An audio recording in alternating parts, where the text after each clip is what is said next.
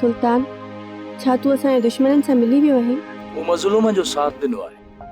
तुंहिंजे करे मां जान त ॾेई सघां थो, पर मां पंहिंजी इज़त नथो ॾेई सघां। मूंखे उमेद आहे त तूं बि मज़लूम जो साथ ॾींदी।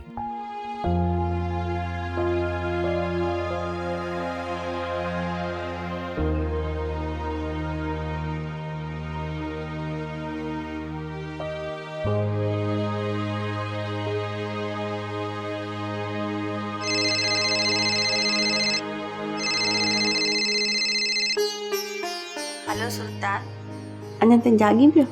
हाँ साईं, का उणतण आहे जेका सुम्हण कोन थी ॾे। सुल्तान जी, मां मज़लूमनि जो साथ ॾींदसि। छा तूं असांजे साथ ॾियण जो फ़ैसिलो कयो आहे?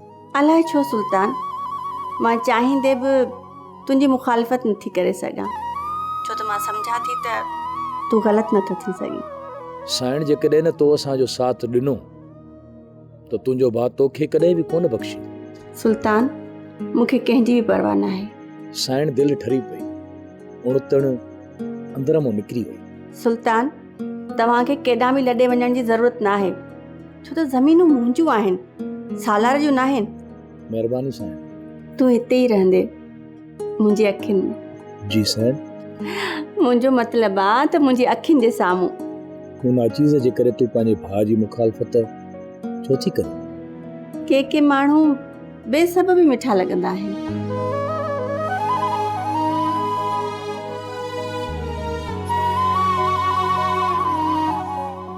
अखियुनि में थी वे त वारे छपर ढकिया आहिनि, तोखे ॾिसे न ॾे आऊं न पसां की ॿियो। किथे आहे रईस सालार? सूबेदार, वो रईस आहे, उनजी मर्ज़ी आहे, जाॾे वणेसि ताॾे वञे। तूं केरु थींदो आहीं पुछण वारो? हू कानून जो घुरबल आहे। छो ढल, तूं गिरफ़्तार कंदी रहिस सालार ख़ान खे? तो में एतिरी जुरत आहे? कानून खे कमज़ोर न सम्झ गोर।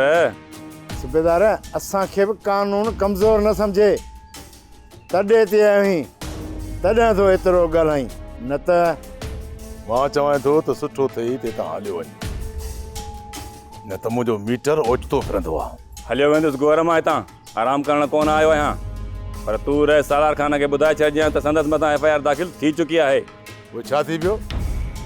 इन FIR सां बि मुड़ुसि थी मोड़ींदासीं। कंजूस आहे तव्हांजो रईस।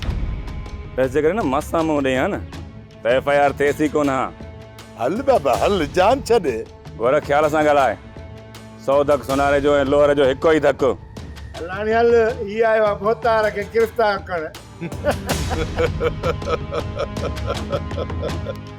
बराबर, सूबेदार सां ॾाढी थी। FIR कटी कोन हूंदी, खामखा पैसनि जे लाइ वेठो चक्कर कटे।